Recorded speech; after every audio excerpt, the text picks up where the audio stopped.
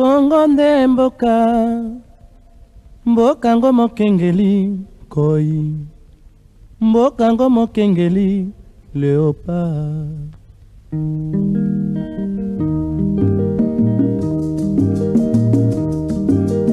Mikolo tosekelaki na mosolo ya mboka Kongo ekoki tofungwani misolelo tomoni bozoba nyonso tosali oya kobongisa Kongo aveni ebongi tosala moto nyonso ata mwana Kongo ya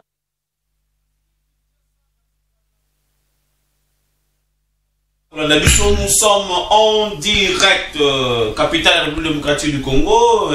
Émission Nabiso et Sakola, la télévision selon le cœur de Dieu. Pour Messana Kola Nabiso, chaque lundi, mercredi, vendredi, comme on a dit 17h30. Aujourd'hui, nous allons s'excuser sur ma cassi pour na retard ya makasi vous allez kobandana yango boyebi technique ezalaka na makambo na yango kaka mbote na bino partout ici ka bozuli bakuya kolanda biso. Voilà, lelo kuna na régie Steve Tumba, le patron de l'émission.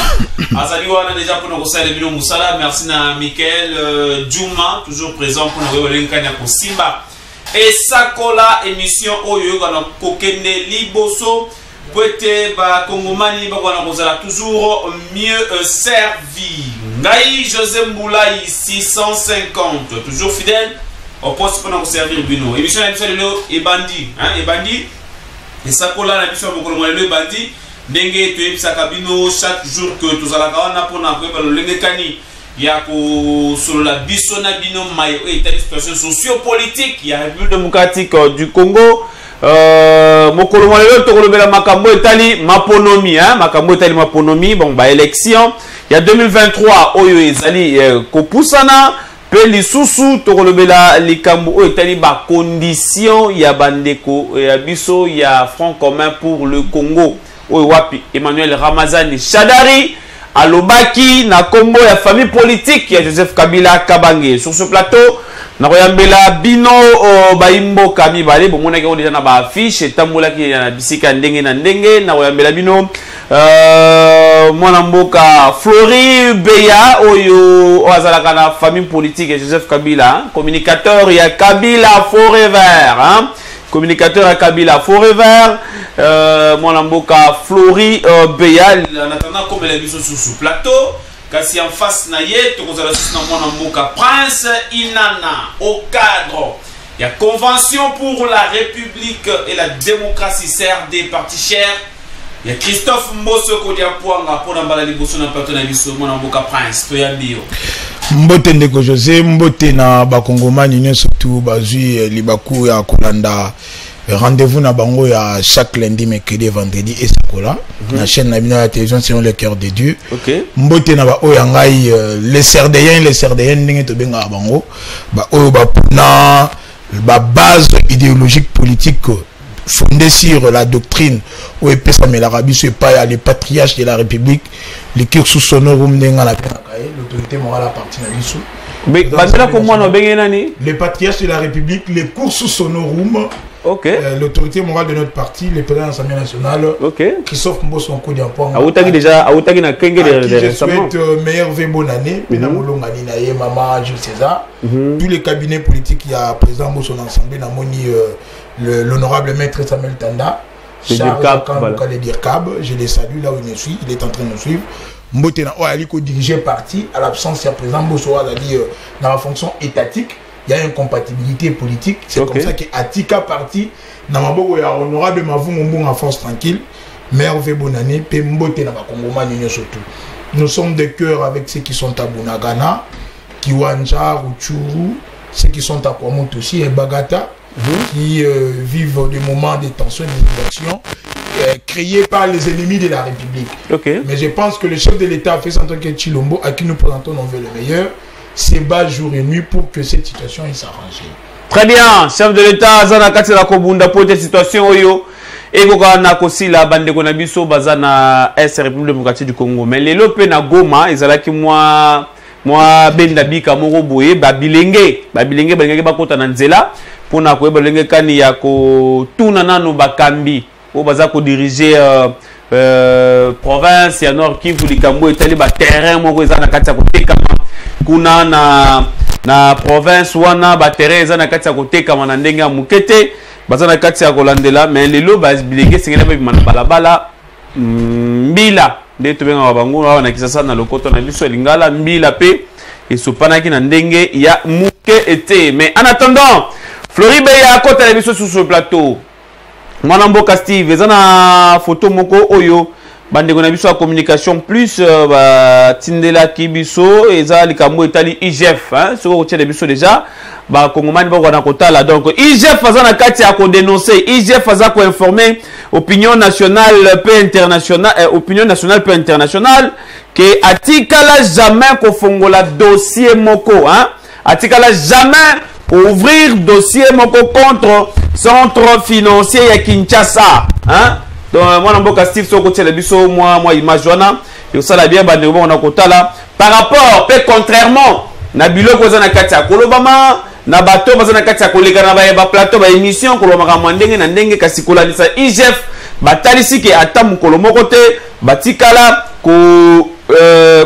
ko ouvrir dossier moko boy na o etali centre financier ya Kinshasa pe batalisi que à ce jour se déroule sans problème activité nyonso ezana kati ya kosalema kuna na centre financier ya Kinshasa et puis batalisi ke nyonso ezana kati ya kolobama na ba réseaux sociaux ezali kaka ba intox ezali biloko bato baza ko inventer kaka pona koluka manipulation politique voilà wana nde IGF aibi bongo na ko dénoncer par rapport ya makambo ezana kati ya kolobama to guerre moko balingi babotisa entre mon mboka Nicolas Kazadi na Jules Alingeti. Il est déjà dans nos murs. Floribéa, communicateur Kabila Forever, Kabila ou jamais, Kabila ou rien. Mon mboka Toyambi au 2023 qui toko pona yo. Merci beaucoup. Pesimbote pour débatteur nangai. Pesimbote na ba Congolais nyonso o bazwi libaku ya Rolanda biso na moment oyo. Na pesimbote na incarnation ya changement ya classe politique Junior Petit et puis na pesimbote na autorité morale na Joseph Kabila kasi na ye awa pona silisa débat oyo na moni quand même que elobami mingi OK ba congolais ba lelio comment est-ce que mboka na biso kozanga carnet d'adresse to kende to pese to luka carnet d'adresse et pas ndeko Kagame oyo aza sanguinaire. Comment est-ce que vous avez diplomatie na biso to ebisa Kagame kende kolukela biso ba investisseur na yango na na plateau na ebisa ba congolais que baza na apaiser carnet d'adresse yango na elio carnet d'adresse lisusu panzante ke ba congomani ba rapidement carnet d'adresse oyo régime oyo ekendaki koluka pa Kagame na pesi yo yango comme ça ba ya koluka ba adresse nyonso bazoluka awa soki pe ba investisseur ce qui peut banani carnet d'adresse yango. Ah OK, ça, OK. Je pense que débat oyo ba congolais faut batika yango parce que solution de Jésuami oyo bozo s'inquiéter que non Congo ezangi carnet d'adresse yango na ena carnet d'adresse na pesi na journaliste motunyo so akoluka ba adresse pour kende na mboka moko X ou Y pour kende ko solo la makambo ya banini carnet d'adresse yangoyo donc nyonso za na kati ya carnet oyo déjà awa donc awa débat ezali sous carnet utina kasamata to utina non carnet d'adresse bazoluka ndeko nanga comment est-ce que toza mboka munene même yo oza contre koyoka que non Kagame nde faut baluka carnet d'adresse et pas na et pourtant nous avons des ambassadeurs na ba étendu ya monde toza na ba ambassadeurs et puis tozana bateau quand même ils ont géré les pays pendant un moment mais tu es pour comprendre que non il y a eu des objectifs obscurs il y a Ndeko Kagame parce que le pays a manqué un carnet d'adresse maintenant on a un carnet d'adresse au Congo tu féliciter nga olobaki Floribéa merci beaucoup awa mutu mususu alobela tu makambo carnet d'adresse parce que carnet d'adresse est déjà dans plateau là. Merci bien, merci beaucoup. Ma biscuit ratataire wana ba bloko ya bimisi déjà. Je pense que c'est quoi moi dans boka prince nana on sentit déjà que Floribéa kotia a beti déjà le carnet d'adresse. Au fond là on a yo. Au fond là on carnet pour tout le monde na bisika wapi. Bino ba tu union sacré sengeli pour poser la adresse à l'investisseur. Vous savez, Ndeko José, na zone Simbote na Floribéa, Mboka, Mboka, on n'apprend pas la gestion en République, na théâtre, na plateau à télévision. Vous savez, aujourd'hui, les loyaux, un pays comme la RDC, à la fin, il s'est contredit pour reconnaître que notre pays a des ambassadeurs à travers le monde qui sont en train de représenter la République ou qui représentent directement les symboles de l'État, comme le dit l'article 69 de la Constitution. Vous pensez que l'autre fait ça en tant que Chilombo a été investi président de cette République, alors qu'il manquait un carnet d'adresse ou un agenda vulgairement pour avoir des contacts. D'ailleurs, c'est la demande qui appelle l'offre, n'est-ce pas? Nous avons nos minéraux. C'est un faux débat. Nous avons nos minéraux. Ce sont eux qui ont minéraux pour que ça le vers Bisso. Kagame, on a donné une offre économique à Kagame pour lui dire que au lieu que tu sois utilisé pour semer la terreur en Afrique. Parce que Mbosso l'a dit, Kagame est l'axe du mal qui ronge l'Afrique. Alors, le président public a délégué un émissaire pour lui dire éviter de créer l'ingouvernabilité parce que Rwanda est un parasitaire dans la RDC. Depuis qu'on a instauré l'état de siège à l'est de la République, dans la province Ouana, au moins il y a une économie à Rwanda de parce que militairement, on doit renforcer la position d'Abisso.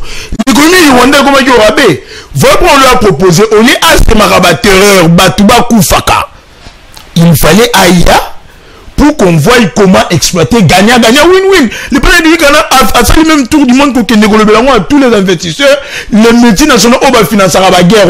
C'est un faux débat. C'est un faux débat. Où il s'agit que RDC a mata économiquement. Mais c'est ça. Et il y a aussi certaines ONG à l'échelle internationale qui ont dit que tous les minéraux provenant de Rwanda, il faut la traçabilité. Très bien. Merci beaucoup, Wanezagi parenthèse, Bandego, émission de l'auto, permettre de nous jusqu'à là beaucoup un message. Parce que matière, toi, pour traiter les lois, ils allaient vraiment très sensible.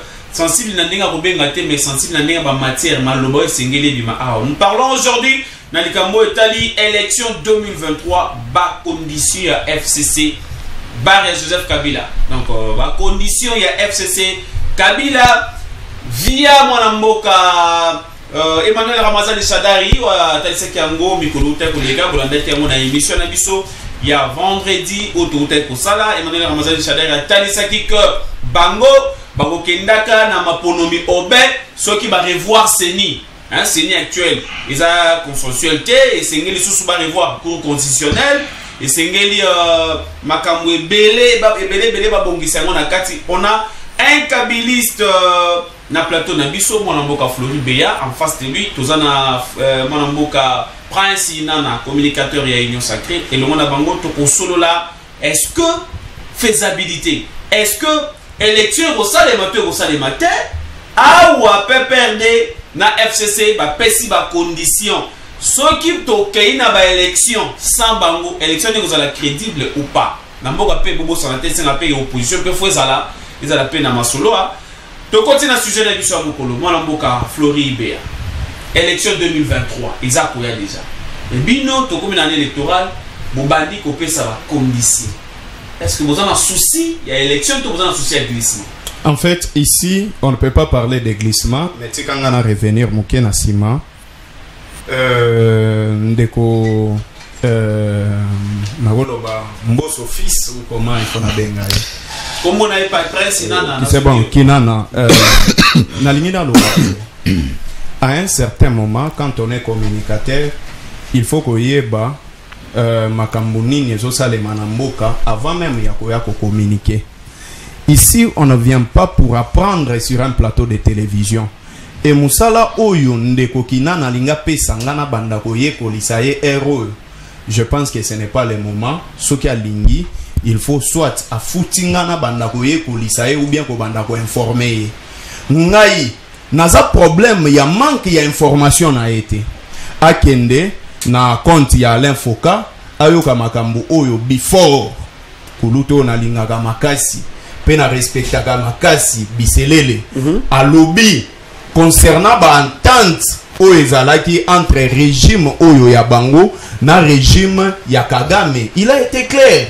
Alobi ke basengaki Kagame carnet d'adresse. Yango siko ngana yena carnet d'adresse awa. Nasali mabende kona ngai. Donc régime obino bo remercie ya batu kaka boye. Muto ego sungabino akomindoki. De la même manière, vous avez fait ça avec Vital Kamerhe, vous avez fait ça avec Moïse Katumbi. Donc mbatu nyonso oyo bazalaka simana bino, soki basungi bino il faut bo finga bango, il faut bo changer habitude wana. Naé maintenant sur le point élection de d'abord, voilà. Il faut retenir, moi je viens avec 2 chiffres. OK. Depuis plus de 12 jours, depuis makambu ya enrôlement et bandi, na ville province ya Kinshasa ba enrôlé kaka 125 000 électeurs. Pourtant, ndeko na biso Kadima, oyo az expert na domaine ozo sala lelo, par forcing oyo ba anterinaki ye, yango wana omoni lelo jusque là tozana 125 000 électeurs alobaki qu'il va enrôler 6 millions d'électeurs pendant un mois ya pamba. Vous comprenez? Maintenant on se pose des problèmes. Awa bana bazongi les classes. Ba contrainte ya Kadima na kati ya calendrier a évoqué qui point à liboso. Makambu ya sécurité na partie est de la République. Il n'a pas parlé du M23, mais il a parlé de la sécurité na partie est ya République. Deuxième contrainte ya Kadima alobaki makambu ya Covid. Que Nengezawana il va organiser les élections apaisées et crédibles. Hein. Ce qui sécurité côté Covid et Sili, il a parlé aussi problème ya financement. Je ne pense pas qu'il y ait un Congolais na batu nyonso bazui ba carte d'électeur kobanda na président de la République Ndeko Antoine soki akoki ko sepela na carte qualité ya carte au Kadima pesi. Soki yo zwaki déjà carte oyebi que tu es totalement contre carte d'électeur oyo Kadima pesi. Il n'y a pas que ça. Les Congolais sont contre manière oyo procédure ezo sala nini ezo salema. Quelle est la loi électorale en article 52? L'article 52 il y a loi électorale na biso elobi boy. Loi électorale na biso ezo prévoir que maponami ou enrôlement et ça les makana saison sèche. Pourquoi? Parce qu'on n'a pas une loi de programmation jusque là. Namboka na biso soki mbule beti eke tondisi ba kalamu na ba terrassier biso moko to mona on n'a pas assez de caniveau nyonso eza boucher. Mais courant na biso na ba commune nyonso ba benga kango ba zone noire, c'est-à-dire il y a des communes qui est jusque là considérées comme non électrifiées. Na ba problème o ezalaka ya ba câble, on a prévu que ezala na enrôlement parce que ezala na saison sèche parce que mbula elengi sabatute na ba balabala. Et le problème qui se pose bokomona que depuis le 24 décembre ti le loba mbule beti ya makasi oyo ke soki mbule beti courant il faut ekata bakata courant pendant un moment bama yesa la nini eleka. Mais nous on avait quand même dit à Kadima que non, cher Kadima, nous connaissons que tu es tout sauf expert en matière électorale. Mais ici nos amis n'ont pas écouté ce qu'on leur disait. Na yango bakendaki na forcing ya liboso, il n'y a pas eu consensus jusque là. Okay. Consensus na ba acteur oyo il fallait basala nini bacha au moment que Didi Manara non c'est là nazo on 2 minutes pour passer. Oui, 2 minutes c'est encore du temps. OK. Il y a les bosso consensus et zala qui na ba acteur au moment sur des confessions religieuses il y a eu de confessions oyo balongwa qui parce qu'ils ont trouvé que batu oyo bayaki pour ba sa résolution na situation électorale bayaki pour na makambu ya kanyaka et babimisa ki Kadima. Deuxième cas, il doit y avoir des représentants de tous les parties prenantes. Ba partie prenante nyonso, il faut ezala ba représentant na kati pona nini maponami ezala crédible, transparente. Pour éviter que batu mususu baloba que non, on n'a pas eu de représentants, il faut que maponami otozomona ngo eza clarté. Na yango, il y a aucun représentant ya ba parti ya opposition nyonso. Oh, je dis nyonso. Bon. Continuons. Venons sur le point à Didi Manara. Didi Manara a été radié avant Akende na Seni. Être être radié, c'est-à-dire que tu ne peux pas engager ou tu ne peux plus engager les partis. Il a été radié. Maintenant, la personne qui a été radiée, bango va débaucher, va cotiser na kati. Ba réclamation ya PPRD to ya FCC. Ça ne peut même pas faire un mois. Pour passer la résolution. Ce qui a seni a sali lettre au moment où nous parlons. A sali lettre à l'objet que non. Tous en a posé à la partie prenante nyon sur batin de la biso batuna bango. Au moment que ça ne prendra même pas 48 heures ou 72 heures, il y aura chaque partie prenante à Kotinda. Très bien. Okay. Na troisième point. Citez rapidement. De machines oyo basombi. Ba machine wana. On aurait appris que ça ba machine moko programmée. Nous avons prouvé comment est-ce qu'ils ont programmé. Il y a des gens qui se sont enrôlés en 2022. Ba carte na bango ebimaki na date il y a 2024. Là où nous avons compris que la machine a déjà programmé, ce qui signifie quoi? Motoakoya a voté Martin Fayoulou et Bimi Ndeko Antoine. Motoye a voté Matata Pogno et Bimi Ndeko Antoine. Motoakoya donne des éléments en tant qu'un politicien. Très bien, rapidement. Motoakoya a voté Moïse Katumbi et Bimi Nani Ndeko Antoine. Nayango, on s'est dit que non. Cour constitutionnelle, non. Cour constitutionnelle, il faut se comporter comme cour constitutionnelle au balobi que justice est à la transparente. Pourquoi est-ce que nous disons il ne faudrait pas faciliter la tricherie, il ne faudrait pas faciliter ou bien qu'il y ait une liste de députés déjà. Très bien, merci. Je pense que la réclamation Nabiso est fondée. Jusque-là, il n'y a personne qui a dit qu'on n'ira pas aux élections. Toujours exiger organiser ma ponami na délai constitutionnel. Mais ce qu'on a dit conférence de presse, il y a Ndeko Kadima. Qu'est-ce qu'il dit? Ndeko Kadima dit que ils vont ajouter même quelques jours en train de Batou, Basalani ne bazo ba carte. Très bien. Mais merci. Ici, nakati ya calendrier na ye, achaki nene, achaki ba jour ya ba bateau baya pour réclamer ma carte après il n'a pas prévu ça. Très bien. Mais le nom va venir, je vais vous dire. Et Nayango, quand il dit qu'il peut ajouter des jours, ce qui va ajouter à une semaine pour na bateau qui sa carte c'était bazoa. Au monité qu'il y aura déjà glissement. Likambo oyo bandeko likambo ya élection likambo na organisation élection na baseni. Merci beaucoup boginde mwana mboka Floride abimisi oyo nyonso vimba ke tondaki na mutema.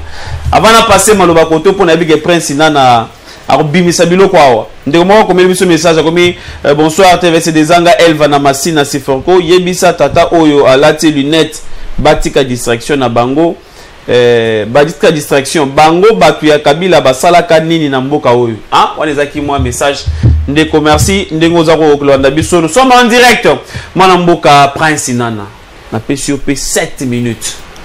Merci, j'ai pensé que au bandage la chrono, on a peut 7 minutes. Au yoki ndenge de balobi.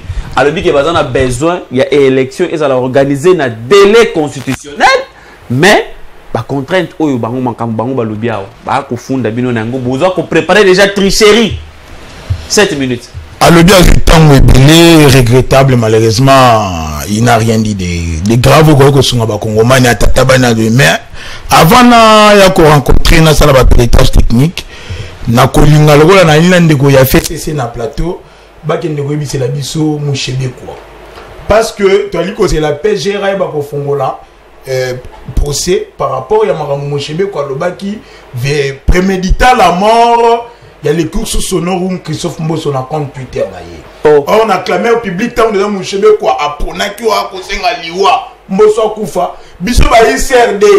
Tu vas dire que c'est la PGR, pour ça saisir les dossiers. Tu as dit PGR 48 heures. Ceux qui vont interpeller Mouchebe Kouate, nous ne réservons le droit. Il n'y a aucun déconfond d'ailleurs parce que, à la limite, on entend l'IWA en complicité avec ceux qui sont ennemis à la République. Il y a patriotes à la République qui sont pour son code. On a bandé négocier, on met un message. Très bien. Négocier, comment message s'il vous plaît? Ok. Parce que question nayo et là qui très clair mais d'abord on doit comprendre que la CENI est ici commission électorale nationale indépendante. Donc on reconnaît l'indépendance à la CENI. Mais ce pays politique, on ne peut pas ni prendre le pour ou le contre de la CENI. D'abord moi je ne peux pas communiquer au nom de la CENI. parce qu'elle est institution d'appui à la démocratie. Ok. N'est-ce pas? Les élections faisant partie d'un pilier à la démocratie, on devait réserver d'abord cette primaire, il y a Moutoua communiqué dans CENI, soit dans Patricia Seya, soit Ndego Kadima, soit Didi Manara Oya Bango. Ce qui Ndego Flori accueilli, il va amplement se ressourcer, mais l'aurait a le devoir, par respect, il y a téléspectateurs, il y a chaîne Nabino, Nako, Yanola Namarambo et Talisemi. Très bien. D'abord, le FCC ne s'identifie pas à une opposition politique. Parce que l'opposition politique est reconnue par la condition de l'article 8. Mais il FCC va s'identifier en tant que résistant. Or, la résistance dans un régime démocratique, il y a une rébellion. Voilà pourquoi on dit que la Kabila a la clé. La clé, on a vu souvent des compatriotes congolais. Pourquoi pendant qu'il y a l'opposition dans un régime démocratique, on va nous faire sa résistance? Où il faut cacher rébellion. Dans la claire, on a vu ceux qui nous disent. Et 2, 3. Les élections revêtent un caractère libre, démocratique, transparent. Donc, participation à l'élection de la contraignante. Les élections est une affaire de conviction, c'est par certitude. Rappelez-vous lorsqu'on avait su en 2006 que Kabila avait déjà biaisé les processus à l'avance. Les sphinx délimité, le fait docteur Etienne Tshisekedi, a bouillé au parti dans Ponami. Ça n'a est-ce que République et travail quitté? Est-ce que Mboka et Koufaki? Non. Mais aujourd'hui, s'ils comprennent que Badali n'a aval, Tobali n'a appui populaire, parce qu'il sera quel est ses candidats. Parce que Chada lié Moronanou, pendant qu'il a été en face à faire entrer Chilombo en 2018, des candidats FCC, des candidats PPRD et autres, BBC, DDD, voilà. Tu as retiré le Chada était comme candidat pour la République. Tu te rappelles? Tu as eu Chaba Pankarta. Personne n'a porté l'effigie à Tchaïlongia Chadaï comme candidat pour la République. Pour dire que le peuple n'est pas avec eux. Tant que la population est là bas. Et avec le bilan qui est largement positif, il y a des reflets en tant que Chilombo. Avec la vision claire au chef de l'État et tous les partenaires de l'Union sacrée, ils s'avouent déjà vaincus. À quoi ça veut dire que tout le monde est déjà au bétail? De pour dire que c'est un faux débat. Bandeko Bayebi, que ce que ils vont être ridiculisés. Parce que on va renouveler cette classe politique. En commençant d'abord par le Parlement. C'est là où on vote les lois qui vont aider la République et les Liboso. On va écarter tous les députés. Élection à la machine, il y a déjà programmé. On a dit que Badali est expert en matière de trichement en des élections. Ce qui a passé par révélation, c'est que Bango va dire que n'est pas une machine. Mais biso to ebi na biso ya voter. C'est que bali ko banga déjà. Banen ba élection machine à voter. Banen ba élection machine à voter. To metana na ba yon na biso. Ce sont eux ba yebi les systèmes qu'ils ont utilisés pour avoir une majorité très écrasante. Et na CP li pas de négocier le bi OK. Ba programme déjà ba député na ba bi mal avance. Mais na li ko rassurer. Que nous à l'Union sacrée. Est-ce qu'elle a une ministre now? Toali très clair peut repérer sa confiance dans Ndego Kadima. Parce que à ce que je sache, Fayoulou a la liste qui est expert en matière ce qui est économique ce qui est Matata matière économique, Mouzito économique. L'unique expert en matière électorale c'est Kadima. Donc quand Kadima parle et on doit écouter les contraintes à la qualité. Mais si les rubriques où c'est militaire coûte à la carte de l'électeur est clair et lisible et que c'est ta photo qui est en noir et blanc, où se trouve le problème, il y a qualité. Et aussi c'est à titre provisoire parce que la CENI pour une première année qu'on travaillait ensemble là au Office national de l'information de la population pour octroyer aux Congolais ma carte d'identité une pièce à conviction prouvant réellement que nous sommes Congolais. Très bien. Dans une minute, j'allais rappeler à secondes, que ce que Chadari a fait, ce qui est à combien on défendre Yango, c'est de l'immaturité politique, de l'inconstance, de l'inexpérience. Pourquoi? Il y a déjà Sangola quitte. Qu'est-ce vont faire tous les cadres et militants? C'était déjà enrôlé. Ok. Mais sinon, peut-être Sangola qui déjà. Olive Lemba Sangola qui déjà. Moi, c'est Chanel, il y a Sangola qui déjà. Maintenant, dites-moi, c'est manque de considération. Chanel, il y a Sarani la bango. Bakadi, il y a moins d'ambo, batubatika la bango. On va Sangola qui déjà, Salani.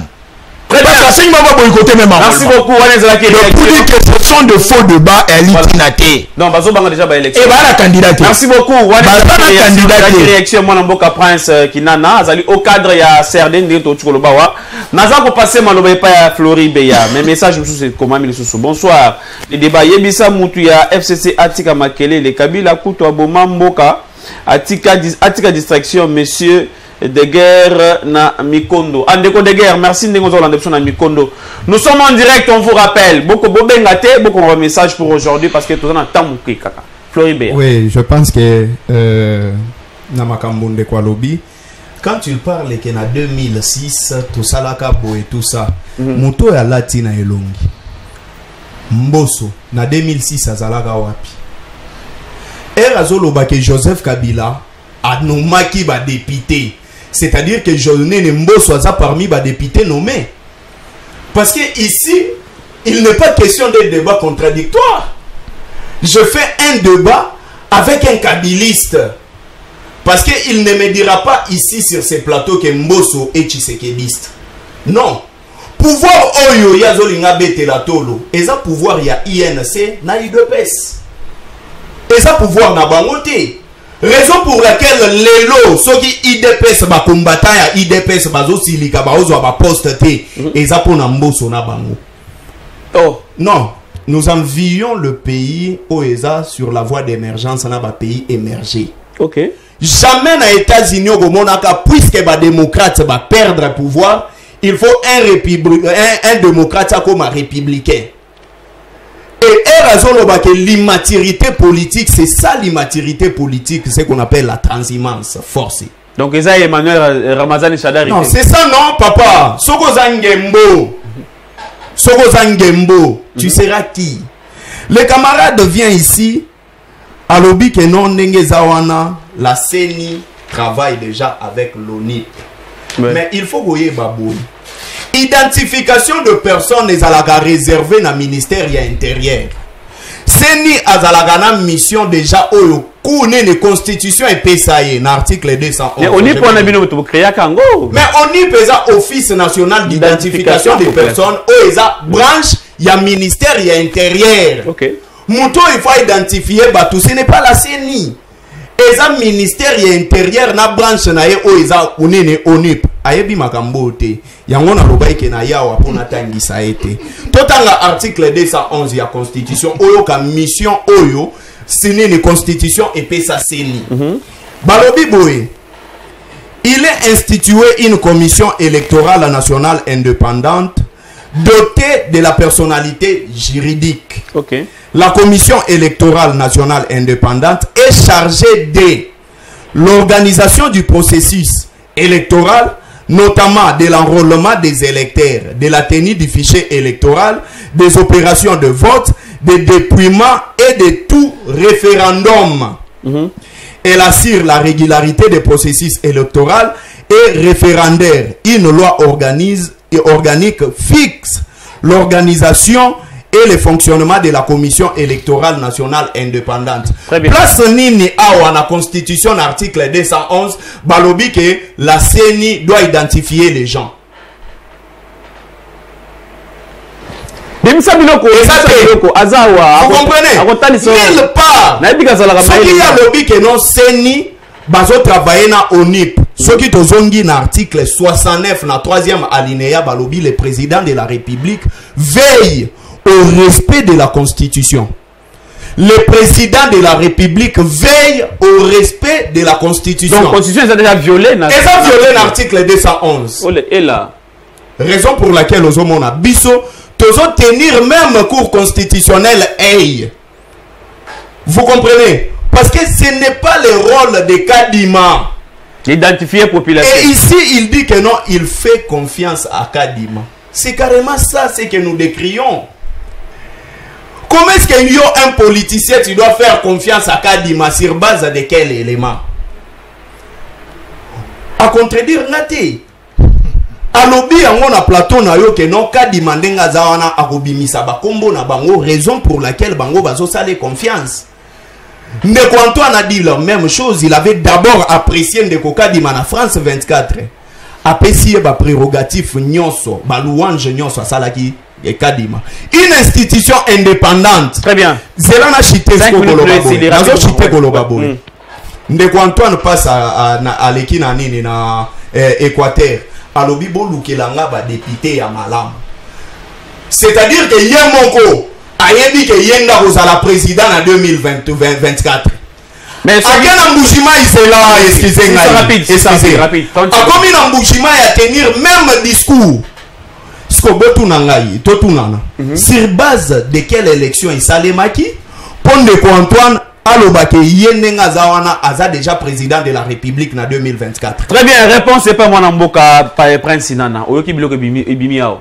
Ce sont des hérésies et des incohérences politiques. Nali koka moi Floribe a quitté la Semakasi. C'est parce que Chadari a tenté à refaire la baron de fils école du parti, soit dans la FCC, Barremont, Chibandel les autres. Mais je demanderais un peu de chiquer, c'est un peu de réfléchir, de bien réfléchir à Sungaka Bango. Au moins, en politique, les alliances se font et se défont. Mbosso n'a jamais été cabliste, Mbosso n'a jamais été du PPRD. La transhumance politique, en doctrine politique et théorie à Kamalelo, c'est le fait de quitter une formation politique ou un parti politique vers un autre. Mais Mbosso était président d'un parti politique depuis 1998, la CRD. Donc Mbosso était allié à Kabila. Il n'a jamais été kabiliste. Et d'ailleurs Mbosso, à travers son expérience, n'a bien été cours sous son nom, quelqu'un qui a fait le parcours d'honneur, Alina expérience politique. Bon, on a puiser chez moi. J'ai des photos même où Mina venait s'instruire le matin. Le rôle Oyo, Dunia qui a passé à la Léron a perdu. C'est ce que Mbosso faisait dans les FCC. Où se trouve la transhumance? Mbosso n'a jamais été transhumant, les alliances se font et se défendent. Et pour Mbosso, là où priment les intérêts personnels, s'accrocher à Kabila pendant que le régime avait déjà changé. Kochaba bâton dans les roues pour que la République évolue comme si ce pays appartenait à Kabila.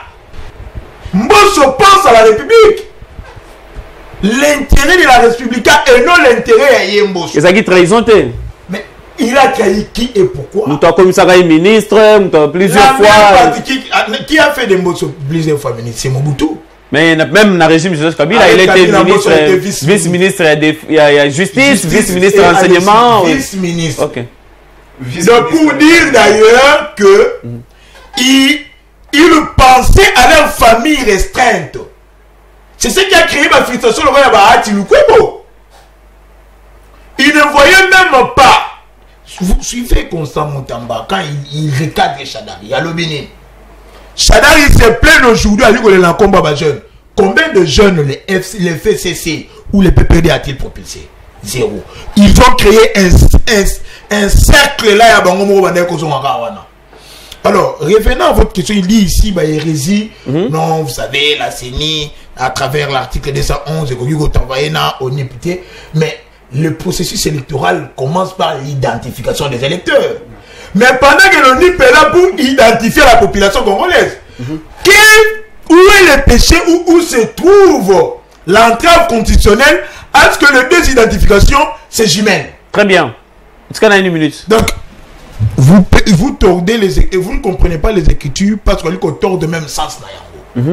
On n'a pas substitué à Kadima un PCA ou un DG à l'ONUP. Non. Il n'y a pas de violation. Il n'y a pas de violation de la Constitution. La CENI travaille ensemble avec les agents à l'identification parce que la CENI, avant même d'enrôler, commence à identifier ses électeurs. Très bien. Alors, si on devait prendre un temps pour recenser les Congolais, pour les identifier, et que ça prend 2 ans les recensements selon la technique,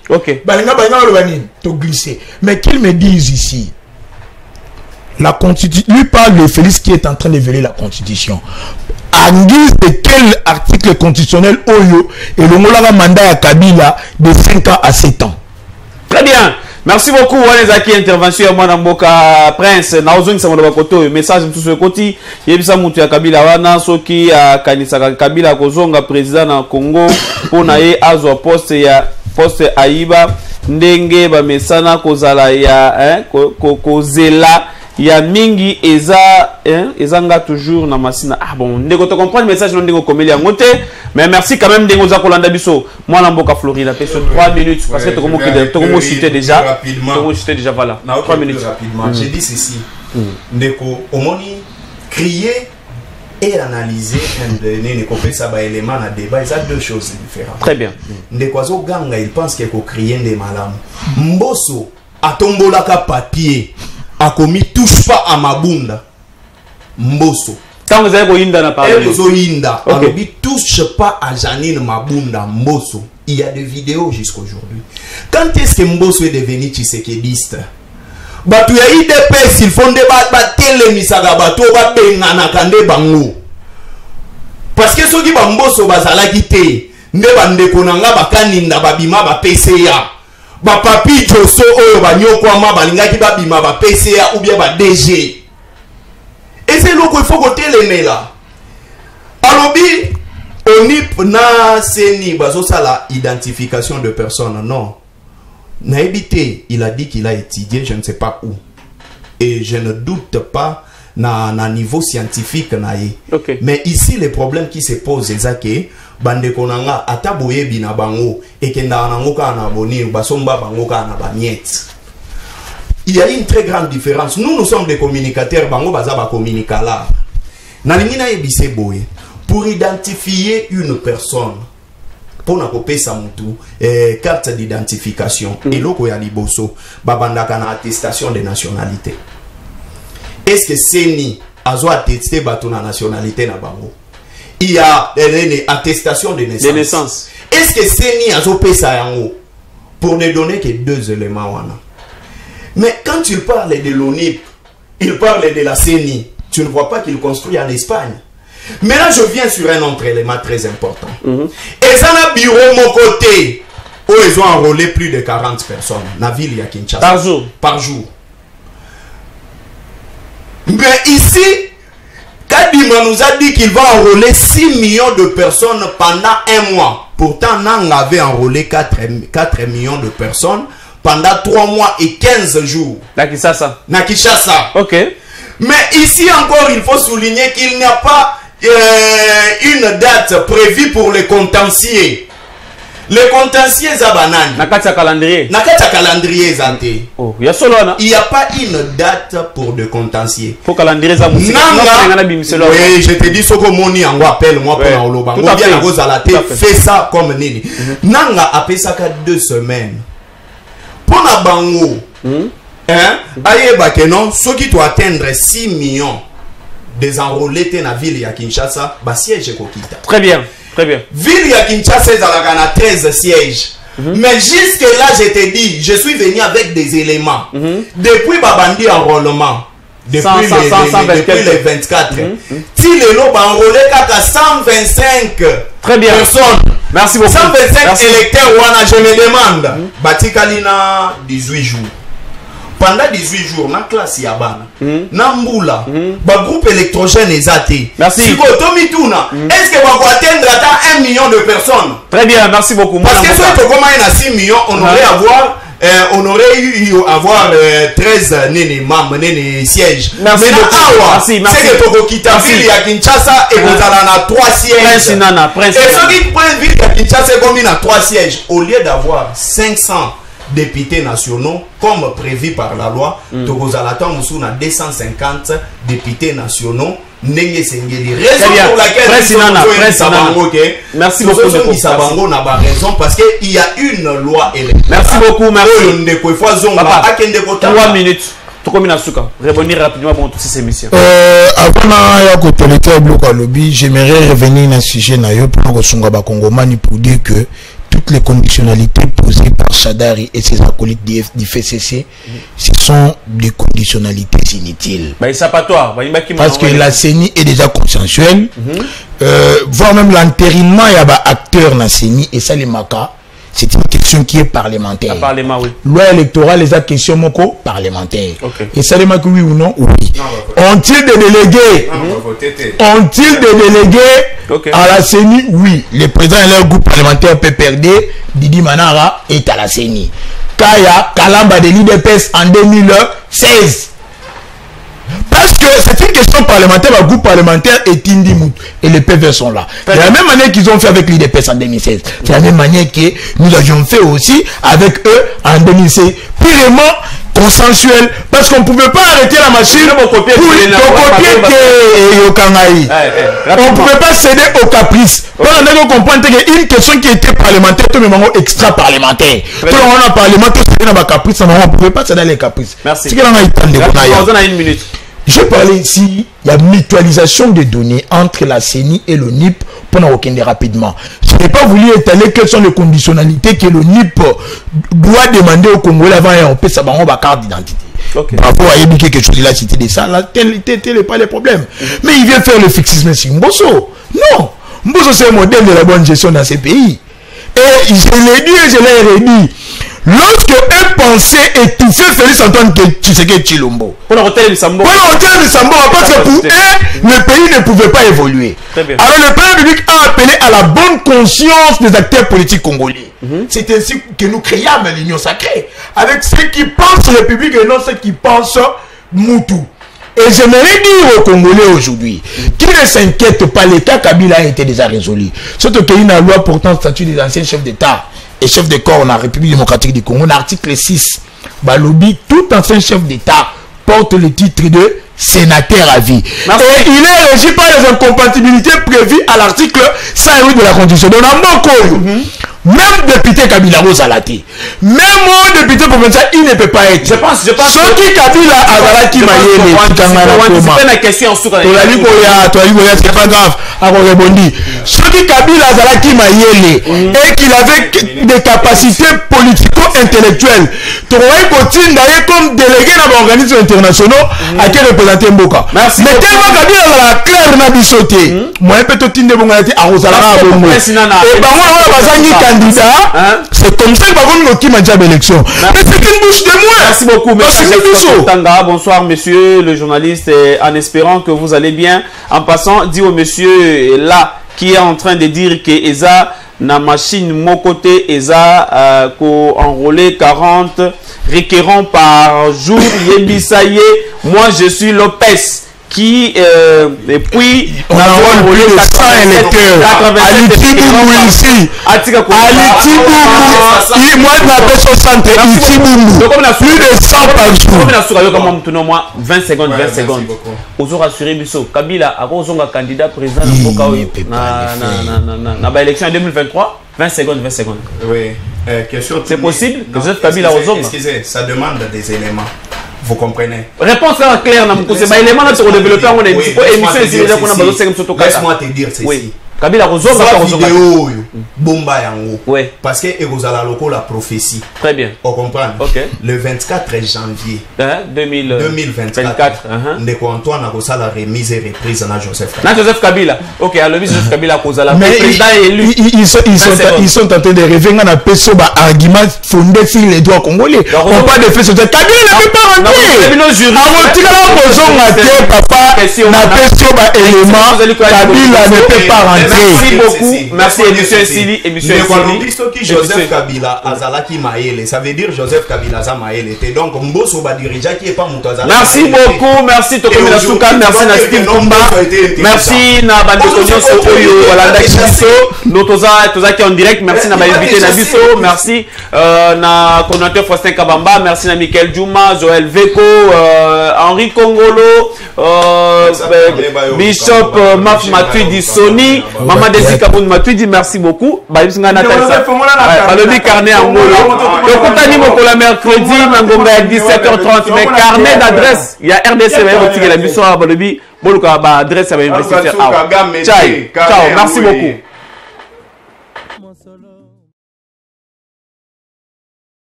Congo nde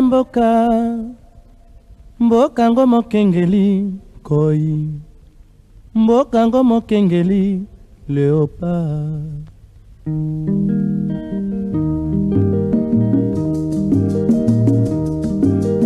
Mikolo tosekelaki na mosolo ya mboka Kongo ekoki tofungwani misolelo tomoni bozoba nyonso tosali oya kobongisa Kongo aveni ebongi tosala moto nyonso ata mwana Kongo ya mosolo.